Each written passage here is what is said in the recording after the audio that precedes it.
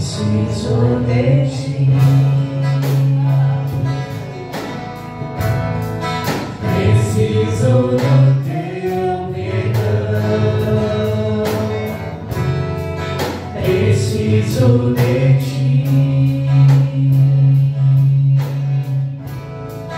quebranta meu coração, como a anseia por águas, mas fim tenho sede. Como terra seca, assim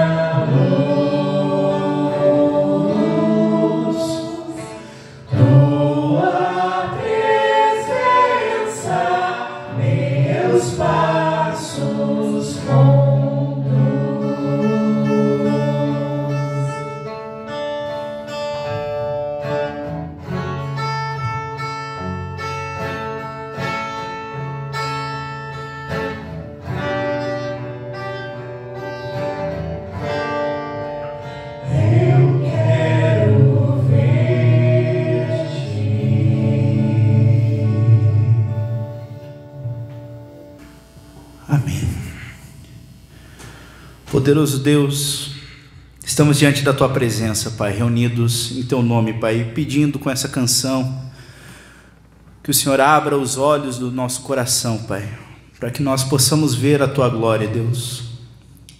Lembro da passagem de quando o servo do profeta, Senhor,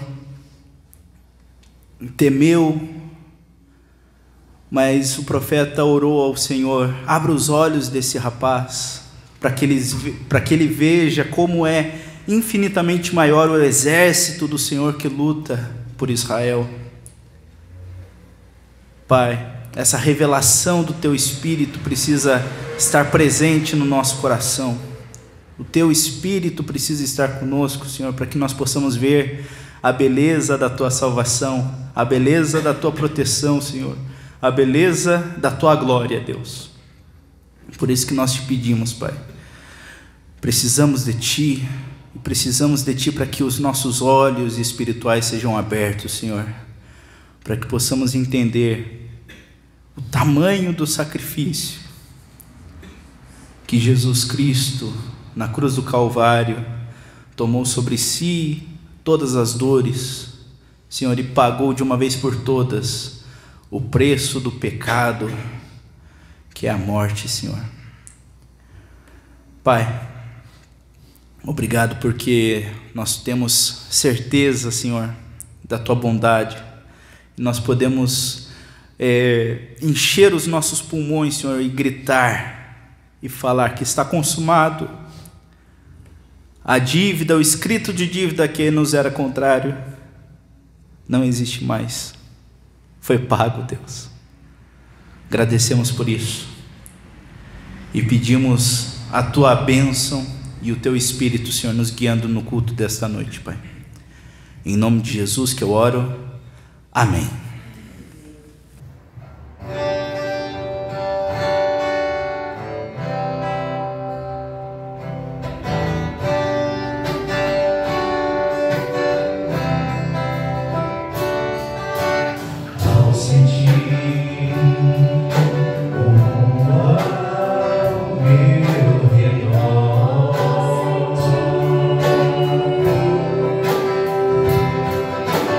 Nada vi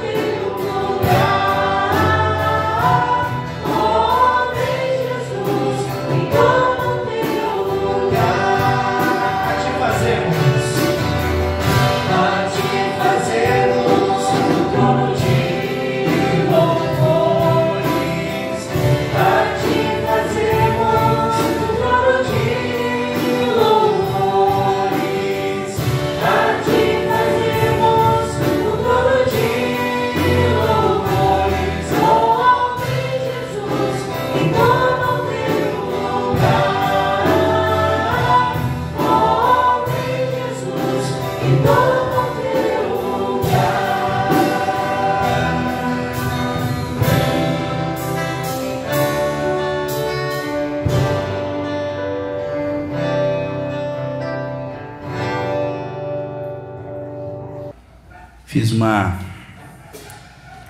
pregação em Miqueias falando com que me apresentarei diante de Deus. Creio que eu já comentei sobre essa pregação. Mas com que me apresentarei a Deus? E o que Deus pede, senão que você pratique a justiça, a retidão e a benevolência, e a bondade, a benignidade. Sabe, irmãos, quando nós olhamos para trás, nas culturas, na cultura em que Jesus estava inserido, que era uma cultura greco-romana, sob agora domínio de Roma, você tem um panteão de deuses que são adorados no reino todo, né? O Júpiter, que é Zeus da Grécia, nós temos Artemis, Prometeu, nós temos vários personagens amados, adorados por todo o reino romano. E talvez até um dia seja interessante eu trazer algum estudo aqui na igreja sobre como o Zeus é um deus, mas a personagem de Zeus é absolutamente detestável. Ele é alguém que, segundo as mitologias, vinha para a terra, se transformava, tomava forma de seres humanos e às vezes nem de seres humanos, de animais, e fazia todo tipo de atrocidade, abusava de mulheres, abusava de homens, abusava de quem ele tivesse na cabeça.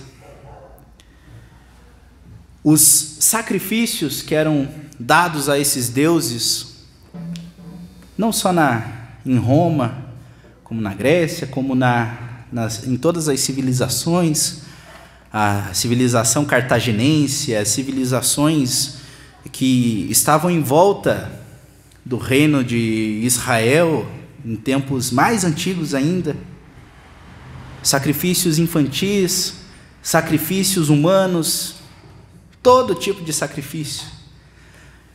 Mas Jesus, quando ele está no poço de Jacó com a mulher samaritana, ele declara: haverá um tempo em que o Pai o Pai procura adoradores que o adorem em espírito e em verdade. Nós cantamos aqui: a ti fazemos um trono de louvores. O sacrifício que o Deus Todo-Poderoso, Yahweh, do Antigo Testamento, hoje nós temos liberdade de falar o nome de Deus, e tudo que Ele pede é que andemos com retidão, com benevolência, com o coração entregue a Deus. Miqueias, ele pergunta: o que poderemos oferecer? Ribeiros de azeite, 1000 sacrifícios de animais? Com o que posso me apresentar diante do meu Deus? Mas ele pede isso: um trono de louvores e o reconhecimento. Agora, se imagine na cabeça de alguém que a vida... se imagine no lugar de quem tem na cabeça que o Deus que você adora não é um Deus que exige sacrifício. Não é um Deus que vai pedir o teu filho para que Ele te dê alguma coisa. Não é um Deus que vai pedir que você se machuque. Não é um Deus que vai pedir algo absurdo para que Ele possa te abençoar. Não é um Deus que vai te pedir rituais. Mas é um Deus que Ele mesmo, sendo o próprio Deus Criador, desceu do céu, veio à terra, o Verbo se fez carne, e Ele se ofereceu como sacrifício pela tua vida.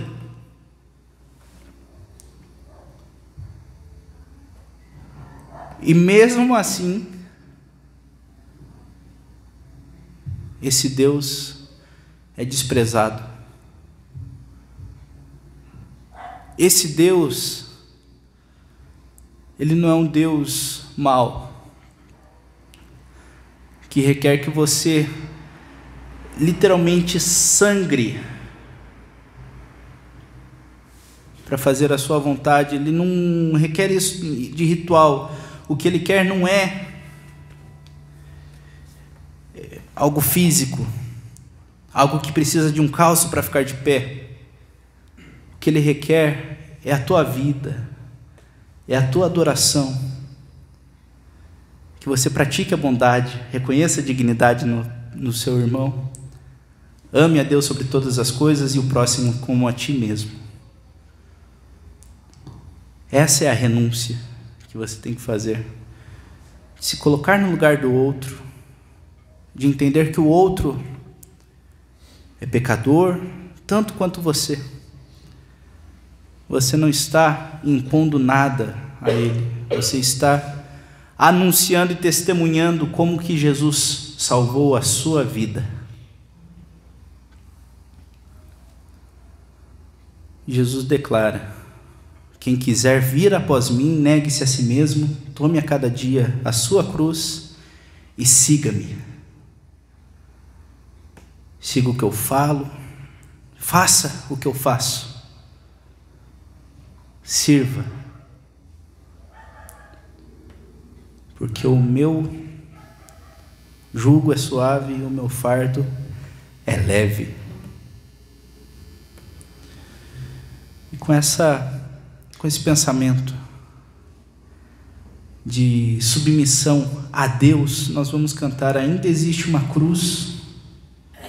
E pense nisso: o Deus Todo-Poderoso, Ele não requer de você sacrifícios absurdos.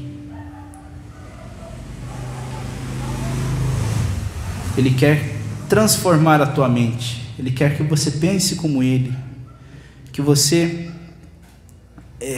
ande nos caminhos dele, guarde, ao invés de tábuas de pedra, nas tábuas do teu coração, dentro de você, os seus mandamentos e a sua lei, que é leve, porque todo o trabalho foi feito por Ele.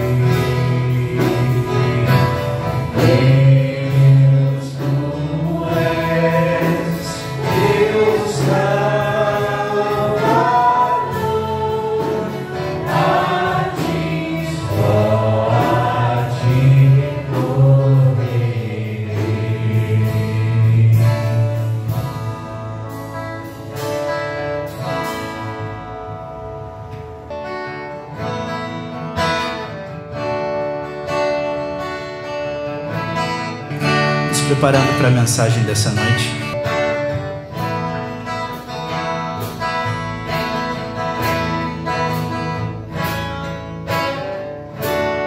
Minha vida é do Mestre, meu coração é do meu Mestre, o meu caminho é do Mestre. Minha esperança é meu Mestre, a minha vida é do Mestre, meu coração é do meu Mestre, o meu caminho é do Mestre. Minha esperança é meu Mestre. A Deus eu entreguei o marco do meu ser, entrei no mar afora. Pra onde eu naveguei, não vejo mais o mar.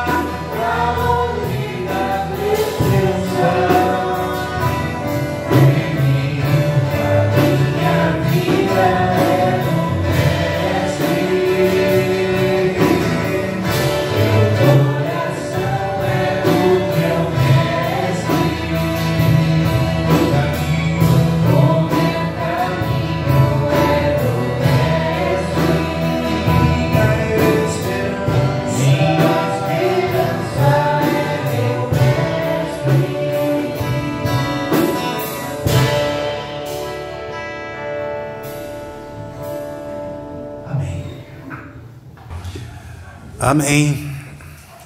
Nós vamos então abrir as nossas Bíblias em Gênesis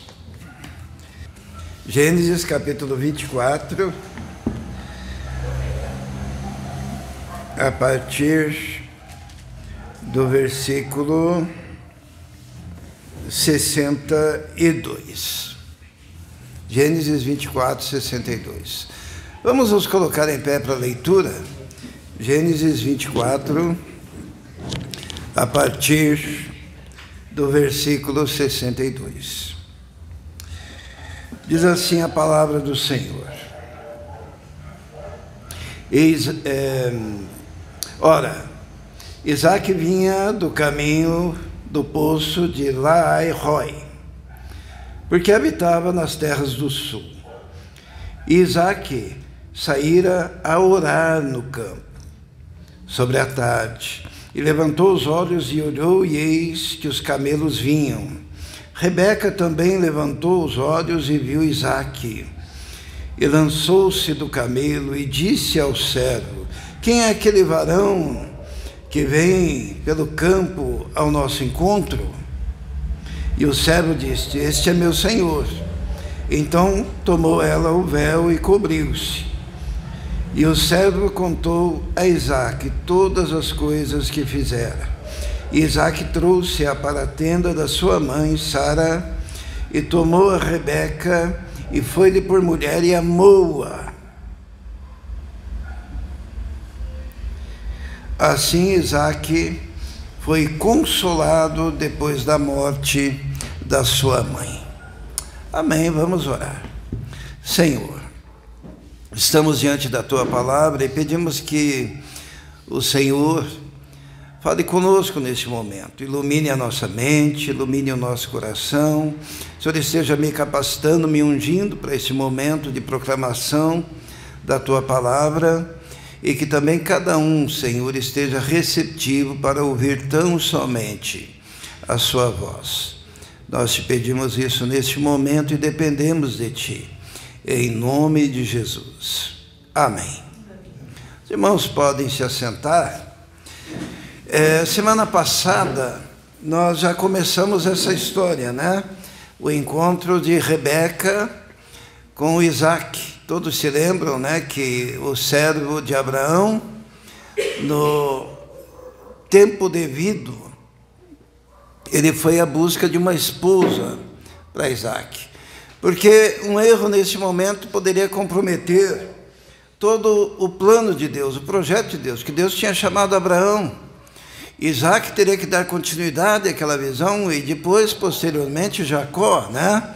E nada neste intervalo de tempo ou nessas fases da vida deveriam comprometer o andamento de toda a história que Deus, o próprio Deus, havia planejado para aquela família, para o nascimento daquele povo, do qual nós somos descendentes espirituais, porque os que são da fé são filhos de Abraão, né? E é dessa família que veio Jesus, é dessa família que veio toda a história da salvação que estava sendo escrita, planejada, dirigida por Deus. Então é muito bonito nós vemos que quando Rebeca vai chegando, o Isaque estava onde?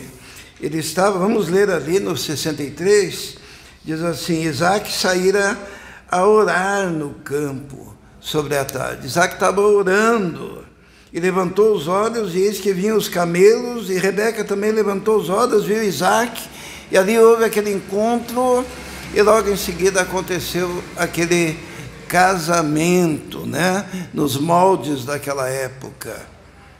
E é uma história bonita, uma história romântica, evidentemente que hoje em dia é diferente.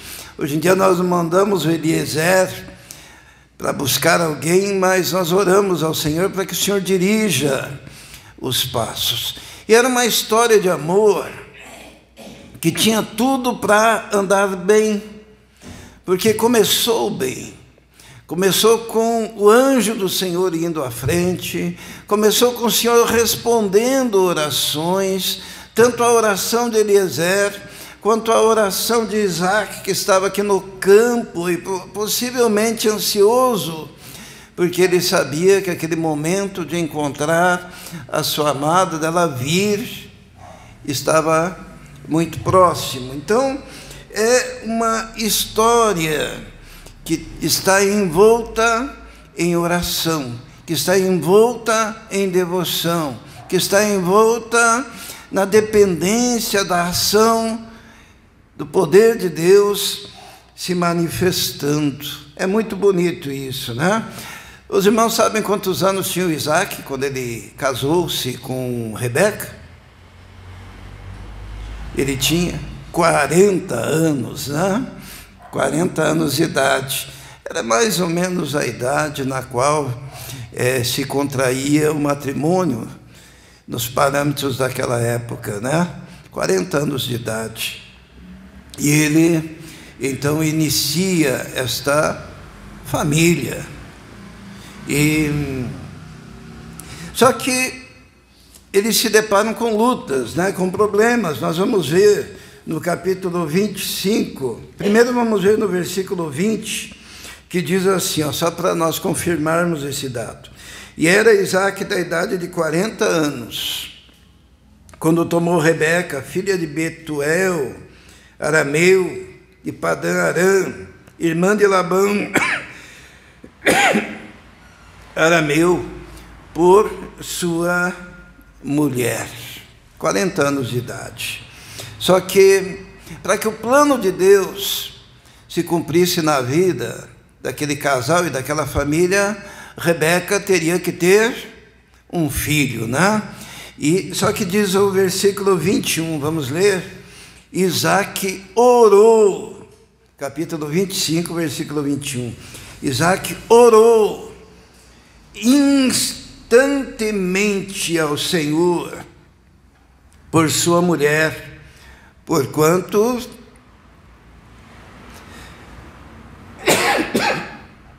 porquanto ela era estéril. E o Senhor ouviu as orações, e Rebeca, sua mulher, concebeu. Isaac orava pela sua mulher. Olha que bonito, né? Ela era estéril e ele tinha a convicção de que Deus agiria. Sabe quantos anos Isaac orou pela sua mulher para que ela pudesse engravidar? 20 anos. Porque quando nasce os gêmeos, né, que vieram desse encontro, ele estava com 60 anos. Então, ele casou com 40 e teve filhos com 60 anos. E ele orava. Então, olha que história bonita. Era um marido que orava pela sua esposa. Era um jovem de 40 anos que orava para que Deus lhe concedesse uma mulher. Depois haviam problemas e ele orava pela sua esposa para que ela concebesse. Era uma história de amor tão bonita, que tinha problemas, que tinha batalhas, que tinha lutas, mas que era envolta em oração, era envolta numa relação com Deus, era firmada nas promessas que Deus já havia dado. Agora, é interessante, né? Um relacionamento que ia tão bem, mas que em determinado momento da história começa a desandar. E é sobre isso que nós queremos falar. O que levou a algo que era tão bom, que vinha da provisão e da providência de Deus, chegar num determinado momento e a gente perceber que houve toda a circunstância de um desmoronamento naquela relação. Existem alguns motivos que aparecem aqui, né? O que leva à destruição das relações familiares. E nós queremos então falar um pouquinho sobre isso. Os irmãos estão me acompanhando? Sim, né? Então, a primeira coisa que nós percebemos que aconteceu é que ela engravidou. Vamos ver no versículo 22 o que diz. Diz assim: e os filhos lutavam dentro dela. Então disse: se assim é, por que sou eu assim? E foi-se a perguntar ao Senhor, e o Senhor lhe disse: 2 nações há no teu ventre, 2 povos se dividirão das tuas entranhas, um povo será mais forte do que o outro, e o maior servirá ao menor. Era uma gravidez que ela percebeu que tinha algo diferente acontecendo, e ela pergunta ao Senhor, e Deus diz: olha, são 2. Naquele tempo não havia a tal da, ecografia, alguma coisa assim. Mas Deus disse: são 2. E mais, são 2 povos. E mais, o maior servirá ao menor. Era algo que estava acontecendo na vida deles, que Deus estava projetando. E uma das coisas que fez aquele relacionamento diluir-se e complicar-se foi o fato deles não entenderem, a princípio, que Deus tem planos personalizados para cada filho. Sabe que isso é uma dificuldade? A gente não entender que quando há uma gestação e quando uma criança está para nascer, ela não é criada sem propósito. Ela não vem a este mundo sem propósito. Ela vem a esse mundo debaixo do projeto e da direção de Deus. E aqueles 2 meninos, Deus, lá na eternidade, já tinha programado, já tinha dito qual era o propósito que Deus tinha para eles. E os pais devem entender que os filhos, eles não são nossos. Os filhos são projetados por Deus, né? A Bíblia inteira fala sobre isso, e eu não sei por que nós insistimos em achar que nós devemos ter o domínio, o controle muitas vezes sobre os nossos filhos, quando na verdade nós devemos instruir. Como é que diz lá o Provérbios?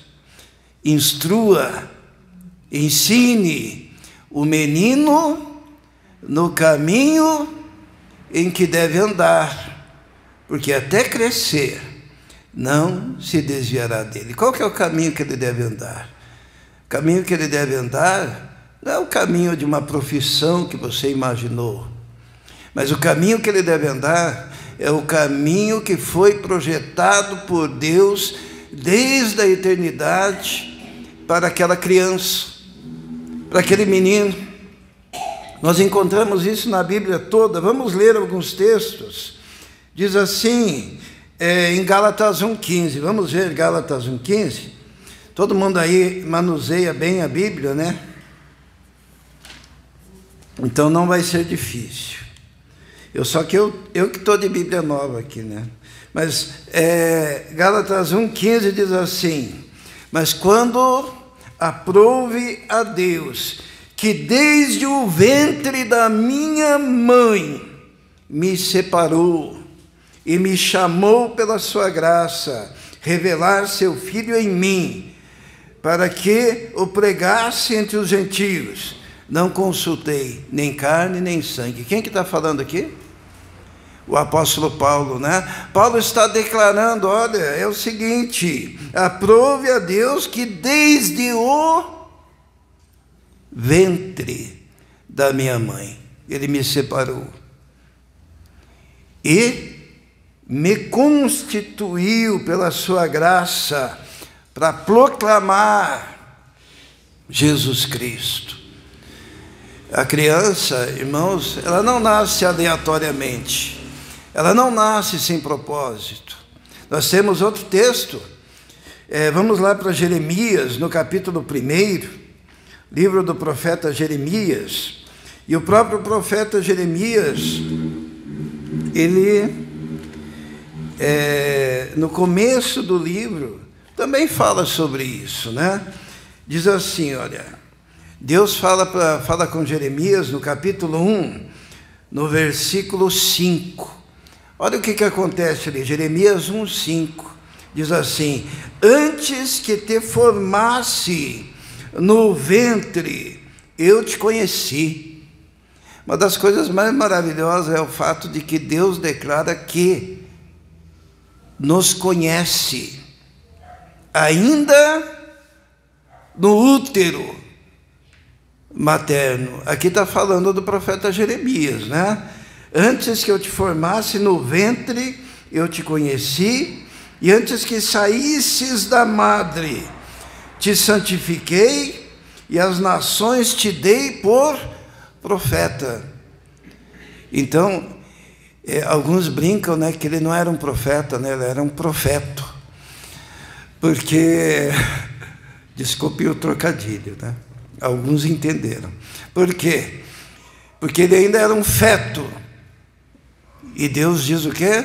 As nações eu te dei por profeta no útero materno. E alguém pode pensar assim, mas isso acontece com alguns indivíduos, né, isolados, não é isso?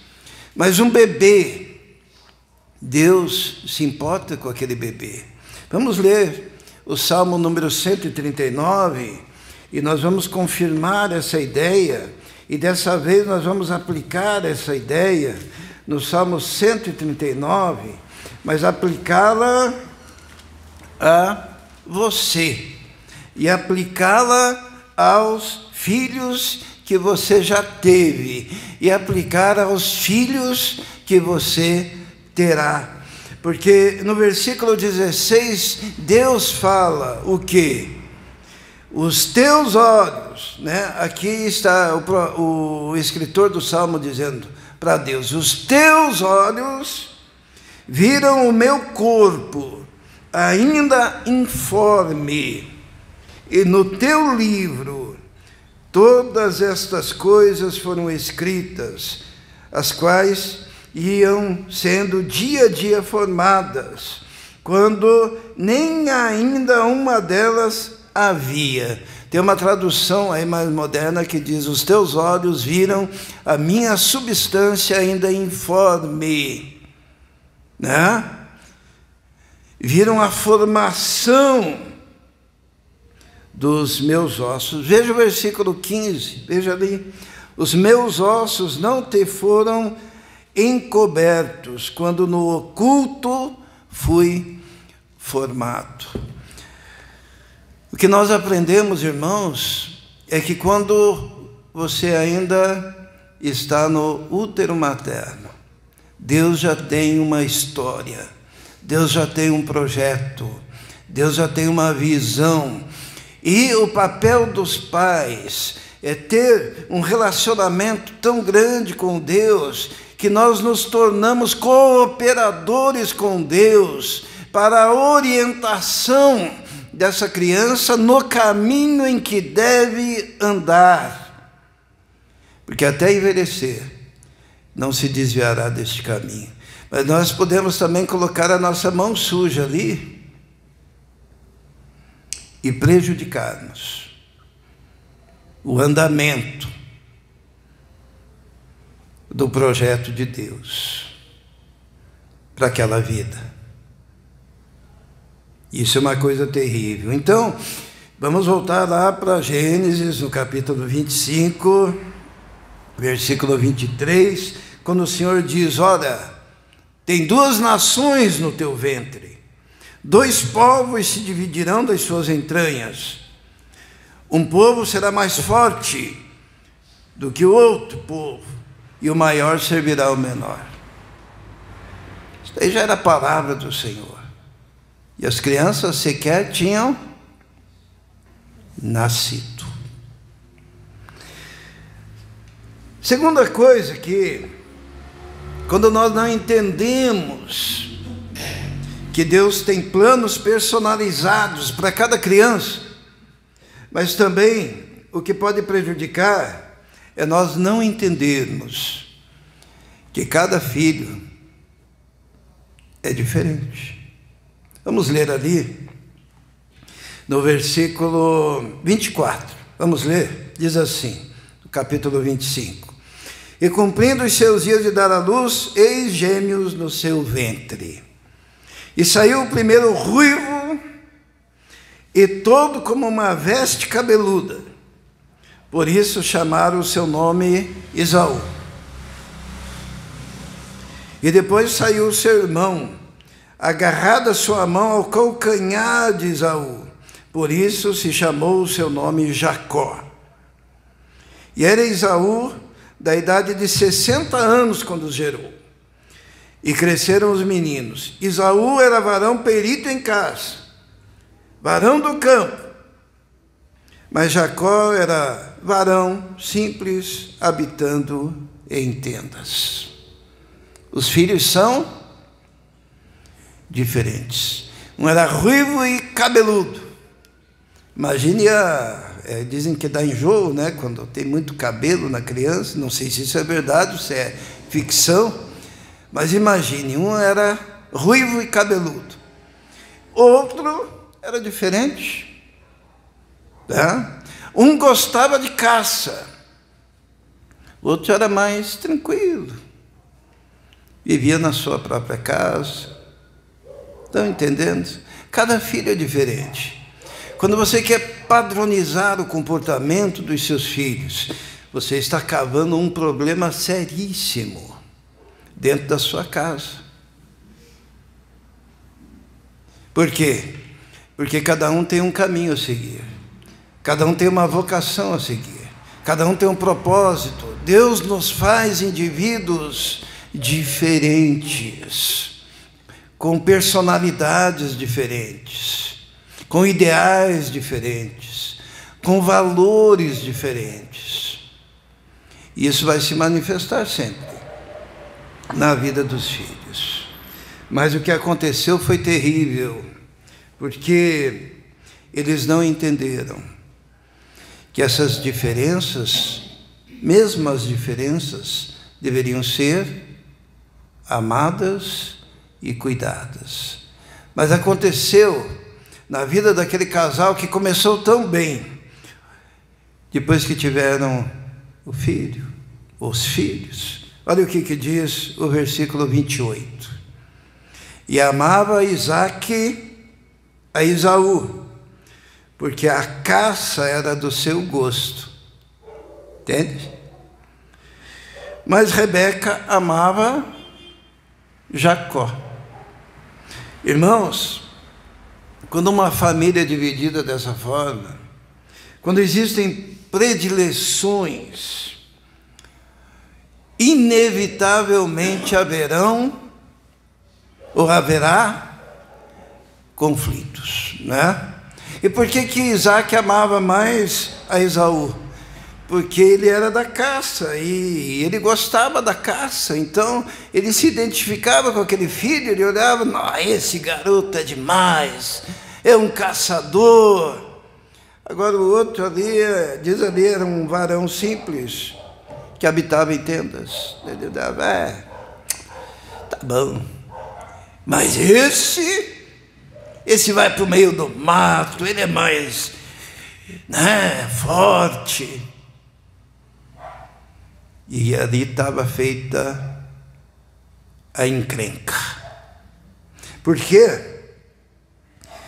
Porque quando nós temos, os pais têm predileções dentro de casa, nós injetamos no coração dos filhos uma disputa que não precisaria existir.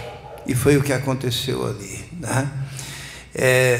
Para a gente exemplificar isso, é mais ou menos dizer assim, eu gosto, a Bia fala assim, eu gosto da Fernanda, porque ela vai trabalhar no aeroporto, né?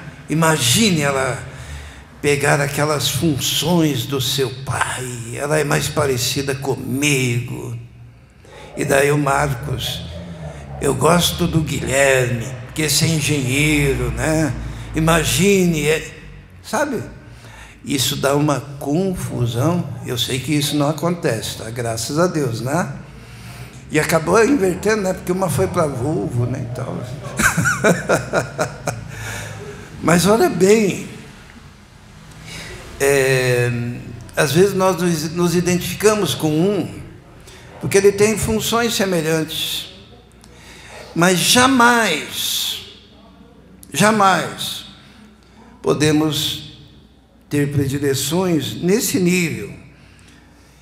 Versículo 28, e amava Isaque a Esaú, porque caça era do seu gosto, mas Rebeca amava Jacó.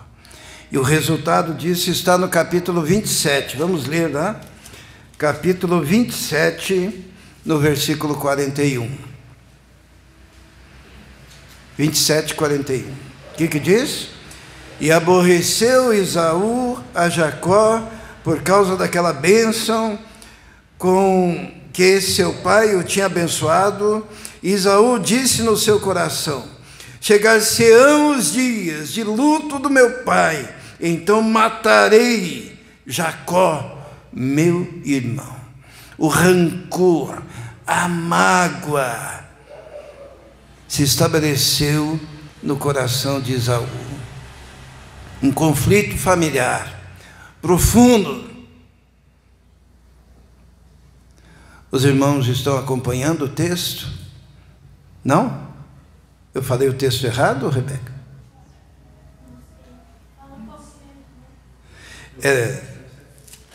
No capítulo 27, versículo 41. Diz assim: e Esaú ficou com raiva de Jacó, numa tradução mais recente. E aborreceu Esaú a Jacó por causa daquela bênção, e planejou então, assim que o pai morresse, iria matá-lo. Olha a raiz de amargura que se estabeleceu ali, naquele coração. As relações familiares naquela casa começaram a diluir-se, mas tudo começa lá atrás. Primeiro você tem que entender que os planos de Deus são anteriores e são personalizados. Segunda coisa, você precisa entender que cada filho é diferente. Você não pode imaginar que o filho será igual àquilo que você planejou, mas ele será igual àquilo, o ideal, né, que Deus planejou. E a terceira coisa, você não pode declarar predileções de um em detrimento do outro.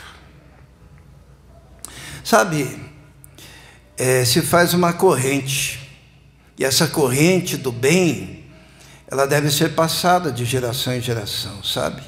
E houve uma falha muito grande do casal Rebeca e Isaque em transmitir valores para aqueles filhos.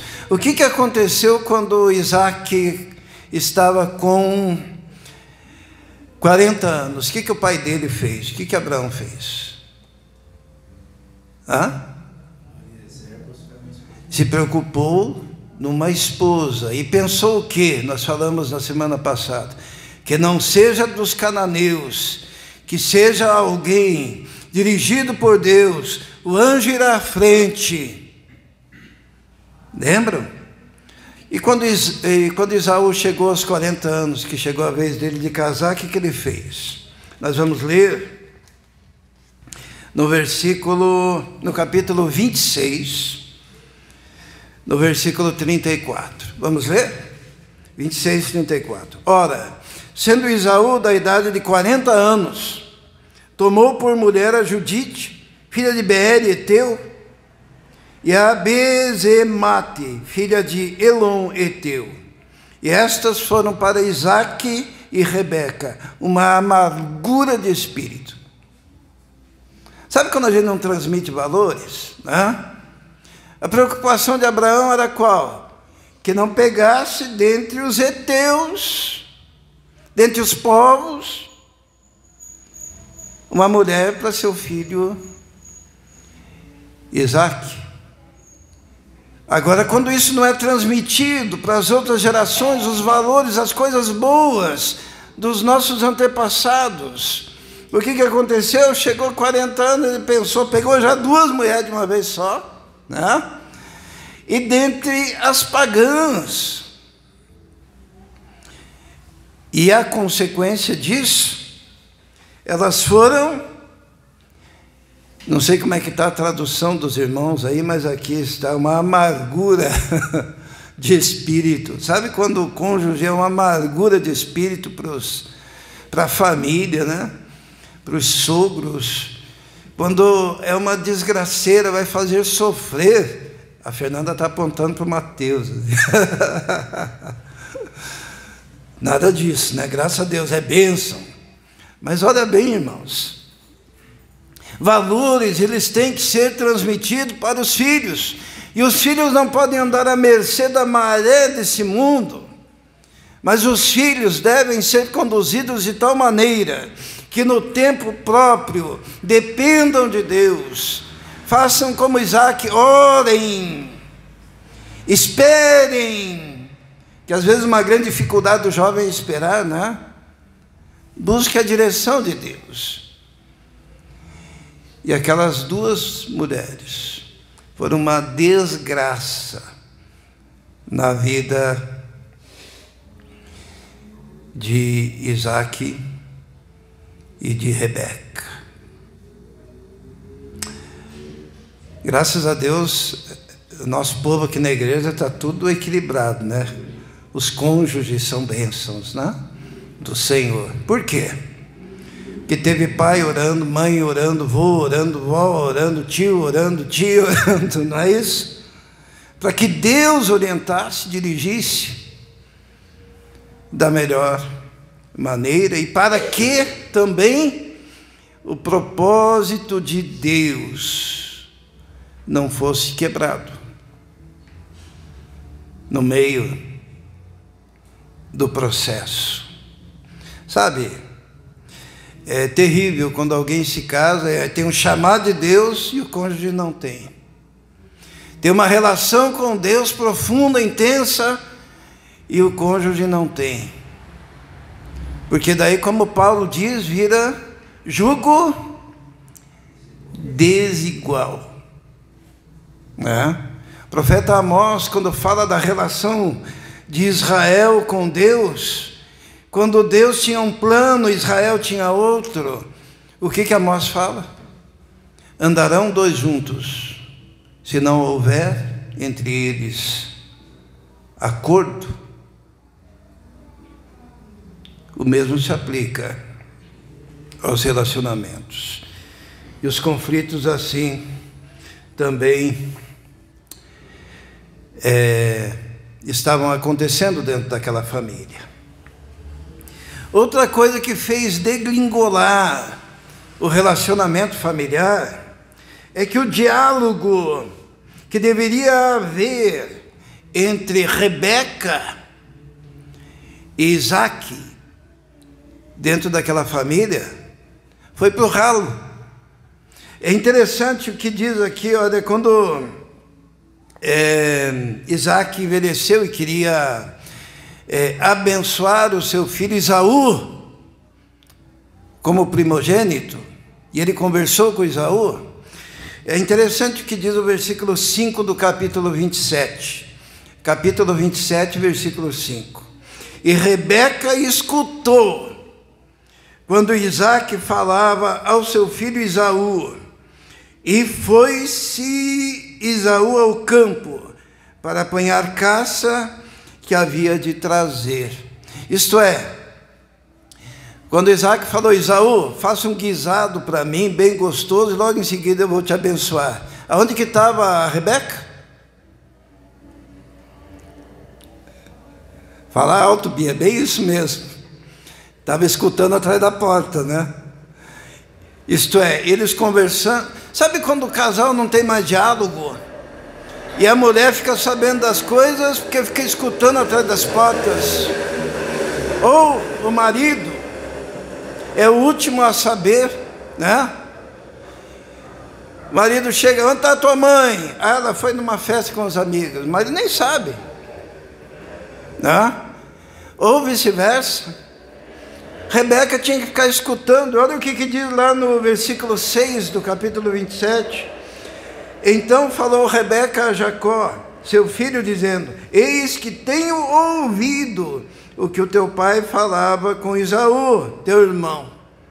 Tenho ouvido. Ela estava ouvindo as coisas, ela não estava participando, ela já não tinha comunicação, ela já estava num quarto e ele no outro, ela já estava tendo que ficar perscrutando o que estava acontecendo dentro do lar, dentro da família.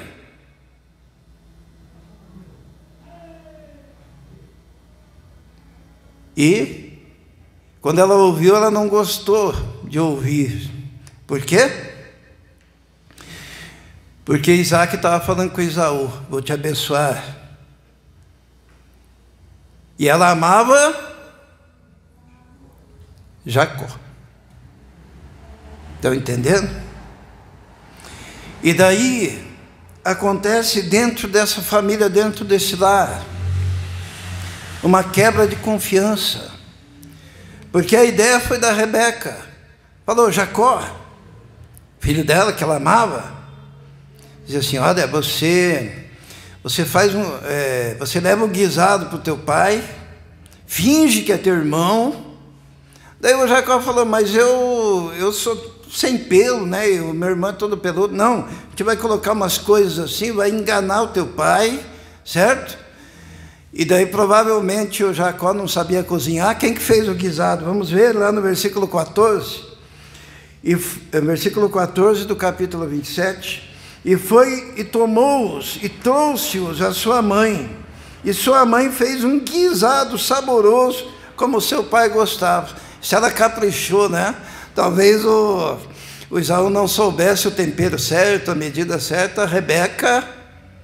Ainda bem que não é toda a Rebeca que é assim, né? Então a Rebeca, ela planejou e daí fez aquele guisado saboroso para fingir que tinha sido feito por Esaú, mas na verdade foi levado por Jacó. Isto é, o que houve ali?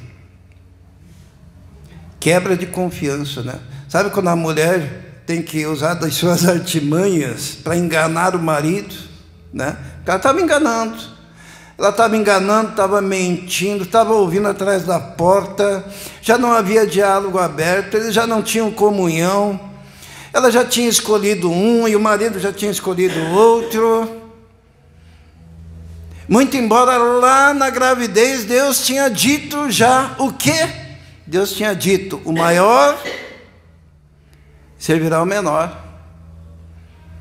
Sabe o costume que vocês têm de colocar na linha sucessória o primeiro? Deus já tinha falado: ó, vai ser o contrário dessa vez. E Jacó se adianta, ou melhor, Isaac se adianta para abençoar, conforme a tradição, a Esaú. Por mais que a gente não precisa dar uma mãozinha para Deus, sabe? A Rebeca, ela quis dar uma mãozinha para Deus. Deus já tinha determinado que aquele Jacó seria o que daria continuidade. Mas Rebeca enganou o marido, ficou ouvindo atrás da porta, foi dissimulado, manifestou que não havia intimidade, que não havia comunhão, mentiu, levou o filho a mentir, cooptou o filho. Uma coisa terrível também é quando os filhos são cooptados por um dos lados, no caso ali pela mãe, para se posicionar contra o pai.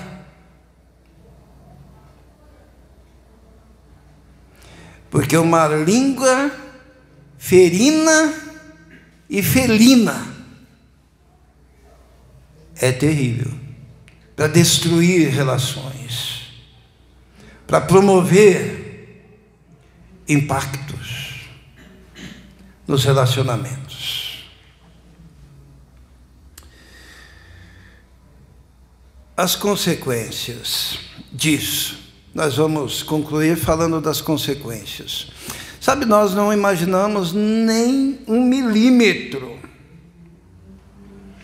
das consequências de uma ação dessas, que hoje acontece também nos lares.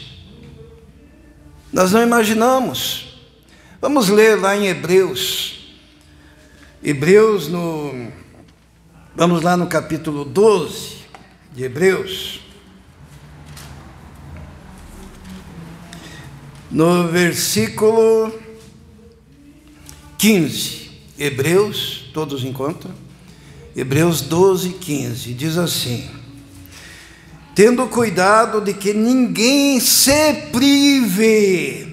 Sabe o que é ser privar? Ser privado.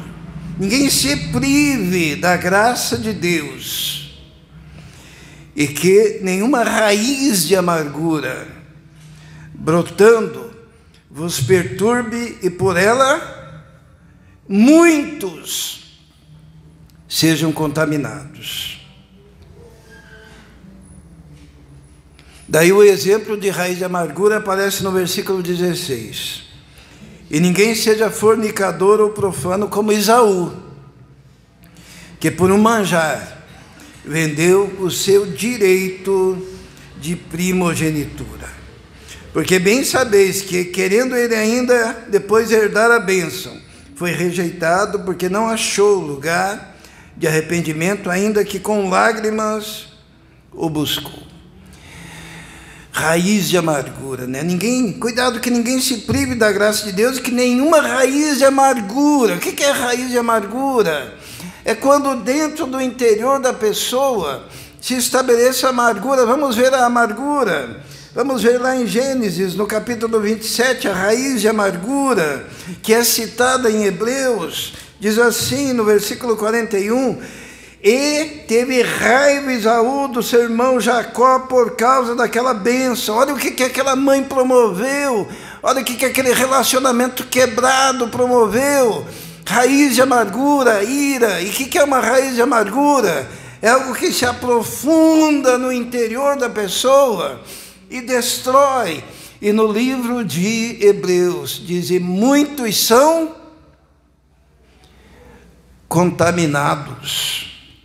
Nós não imaginamos as consequências dessas ações, dessas atitudes, desses relacionamentos torcidos, dessa incapacidade para o diálogo, dessa incapacidade de submissão ao propósito e à vontade de Deus. A raiz de amargura se estabeleceu. Então essa raiz de amargura que se estabeleceu no coração de Esaú, ela foi transmitida, sabe para quem? Para os seus filhos. Não sei se os irmãos já viram aquelas histórias de brigas entre famílias. Romeu e Julieta é os Capuletos contra os Montecchios, não é isso? Que havia aquela briga, que se fosse puxar o fio da meada, ninguém saberia dizer onde que começou. Mas os pais começaram, e vai os outros, e vai para as gerações. Tem raiva um do outro, nem sabe de onde começou. A família Buscapé também tinha uma história dessa, né, de famílias que estavam em conflito, em briga, né, na história. Mas isso é um fato. De repente, alguém lá da minha casa pode ter raiva lá de um pastor que há 30 anos atrás me passou a perna. Eles nem conhecem. Isso é raiz de amargura. Fica no coração, se transmite para os filhos, se transmite para as próximas gerações. E passa 100 anos, estão com raiva ainda. É contagiante. E 200 anos, estão com raiva ainda. O que diz que tinha no ventre de Rebeca? Tinha 2 meninos e tinha 2 povos. E sabe o que aconteceu? Esses 2 povos não se bicavam. O povo que Esaú deu origem se chama os Edomitas. E o povo que Jacó deu origem se chama os Israelitas. E eles passaram toda a existência brigando. Isso é raiz de amargura, irmãos. Você não imagina o que um conflito, porque um gostou mais de um e outro gostou mais do outro, porque um foi abençoado, enganou o outro que não foi abençoado, causa. E depois de mais de 1000 anos, 1000 anos, porque para Deus 1000 anos é como um dia, né? Deus dá o seu veredito.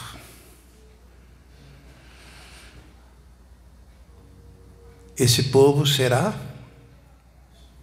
extinto, exterminado. Vamos ler no livro do profeta Obadias.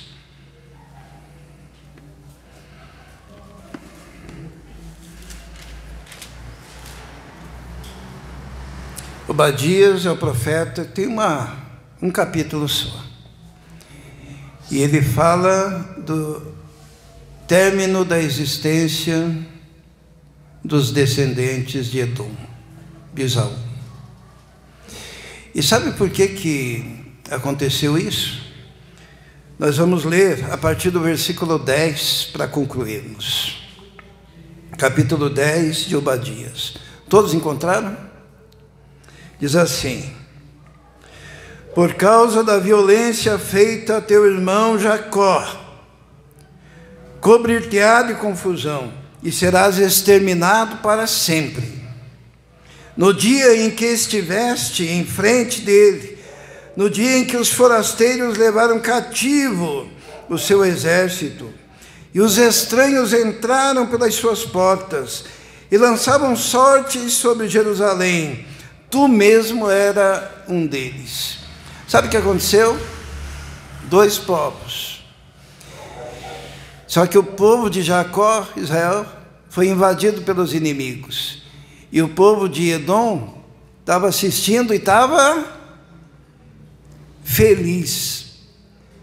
Feliz pela destruição do povo que ele antagonizava, o povo de Jacó. Olha o que diz o versículo 12. Mas tu não devias olhar para o dia de teu irmão, no dia do seu desterro, nem alegrar-se sobre os filhos de Judá, no dia da sua ruína, nem alargar a tua boca, no dia da sua angústia, nem entrar pela porta do meu povo, no dia da sua calamidade. Sim, tu não devias olhar satisfeito para o seu mal no dia da sua calamidade, nem estender as suas mãos contra o seu exército no dia da sua calamidade, nem parar nas encruzilhadas para exterminares os que escapassem, nem entregar os que lhe restassem no dia da sua angústia, porque o dia do Senhor está perto. O que aquele povo estava fazendo?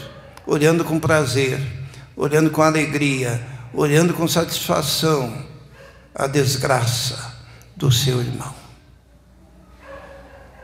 E Deus diz no versículo 10, que por causa disso, eles seriam exterminados, deixariam de existir como nação.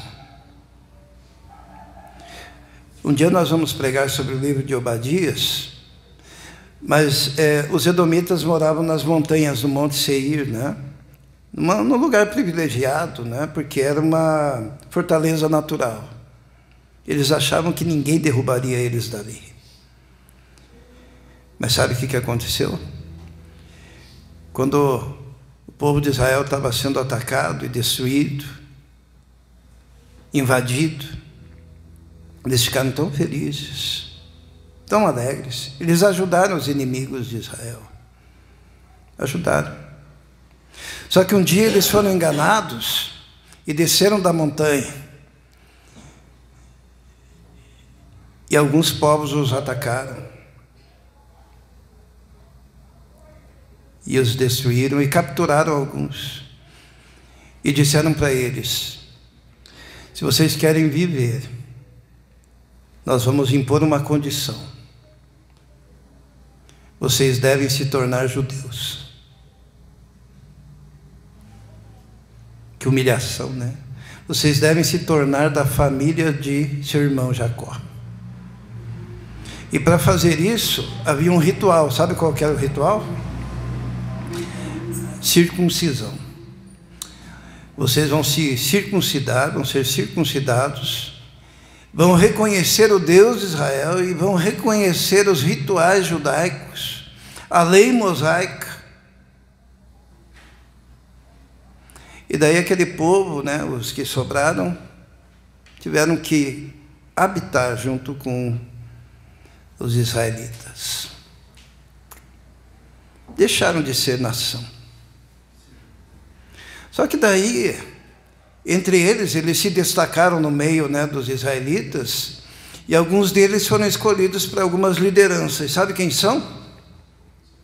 Os Herodes, né? Sabe na Bíblia que aparecem os Herodes lá querendo matar as criancinhas lá na época de Jesus? Eram descendentes de Edom.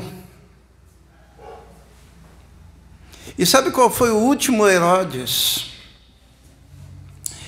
de que se ouve falar na Bíblia? Foi um que julgou, chamado Herodes Antipas.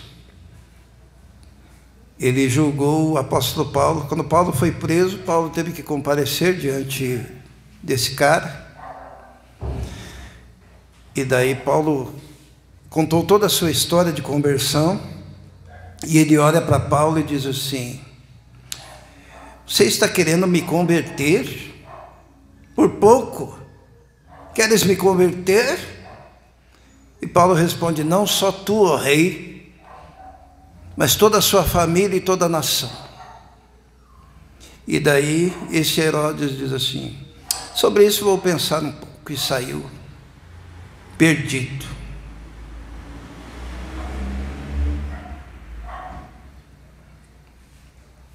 E nunca mais, ele era o último, e nunca mais se ouviu falar, que a palavra de Deus se cumpriu. Mas eu quero dizer que tudo começou quando aquele relacionamento começou a degringolar, quando houve predileções, quando não entenderam o propósito eterno de Deus, e quando se permitiu que a raiz de amargura fosse plantada no coração de um daqueles irmãos. Quero encerrar com Hebreus, que diz assim: que ninguém se prive da graça de Deus, e que nenhuma raiz de amargura brotando, né, se estabeleça no seu coração, e por ela muitos sejam contaminados. Mas que a gente possa ter um coração curado, sarado, liberto, transformado, purificado. E nós sabemos que o caminho para isso é o descendente de Abraão, Jesus, que é o único que pode curar o mais interior do ser.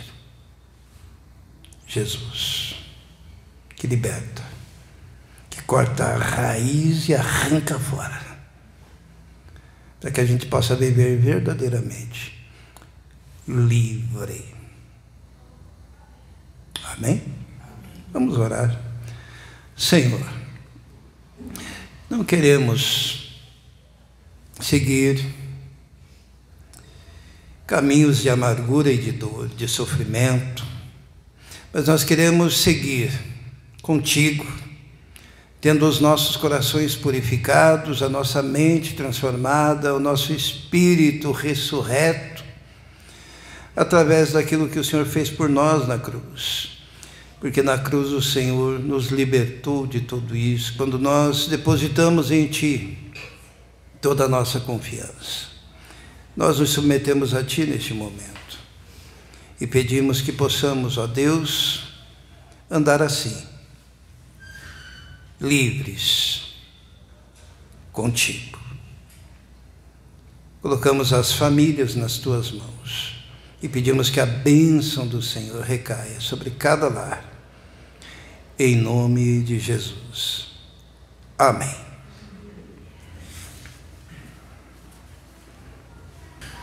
Dando oportunidade para quem veio preparado para a entrega de dízimos e ofertas, vamos cantar Santo dos Santos, o texto de Jeremias. Desde o ventre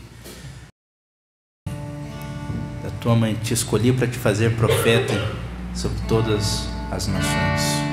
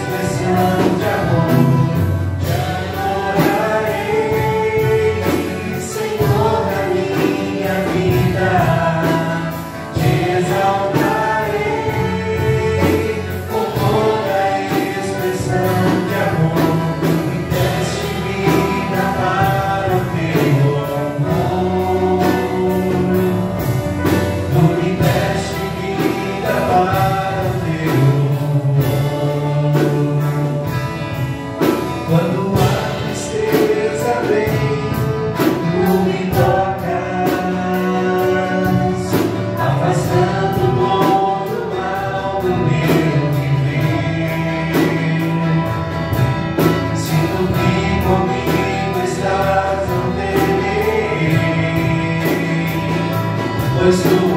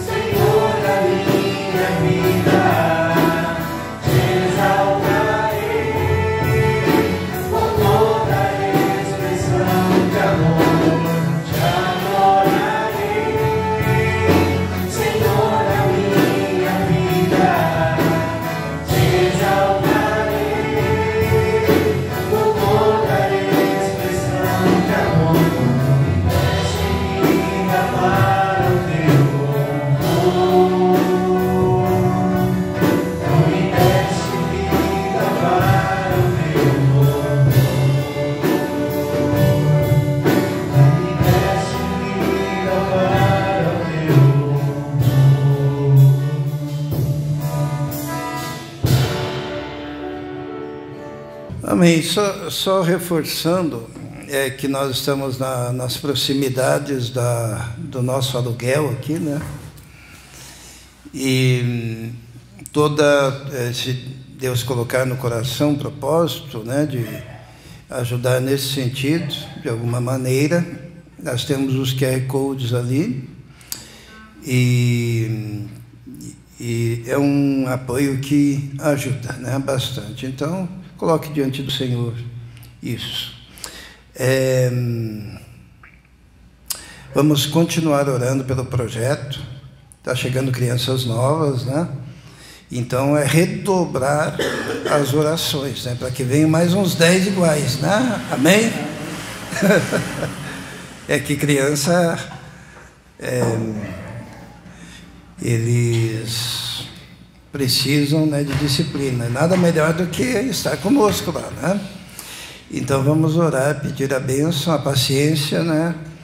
E a sabedoria de cada professor. Amém? Vamos nos colocar em pé. Lembrando das atividades da semana, quarta-feira culto.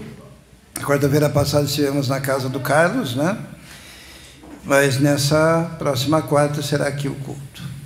E no sábado, as atividades normais do projeto, domingo, culto normal. Vamos orar. Senhor, obrigado por esse momento, ó Deus, em que o Senhor fala conosco através da palavra. Nos submetemos, Senhor, a Ti, totalmente. Pedimos a proteção e os cuidados do Senhor, ó Deus, sobre nossa família, sobre as famílias da Tua igreja. Que o Senhor esteja guardando de todos os perigos, de todos os males, ó Deus. Que o Senhor esteja protegendo no trânsito, esteja protegendo da violência urbana, ó Deus. Que o Senhor esteja agindo, Senhor, mandando seus anjos, que estejam sempre, ó Deus, agindo em favor daqueles que hão de herdar a salvação, como diz a Tua palavra. Protege cada família, cada lar, cada casa, ó Deus, e dá-nos, Senhor, cada dia mais o entendimento do Teu propósito, da Tua vontade para a vida de cada um. Nós te pedimos isso. E que a graça do nosso Senhor e Salvador Jesus Cristo, o amor de Deus, o Pai, e a comunhão do Espírito Santo esteja com todos vós agora e para todos sempre. Amém. Que Deus abençoe a todos. Dê um abraço aí no seu irmão.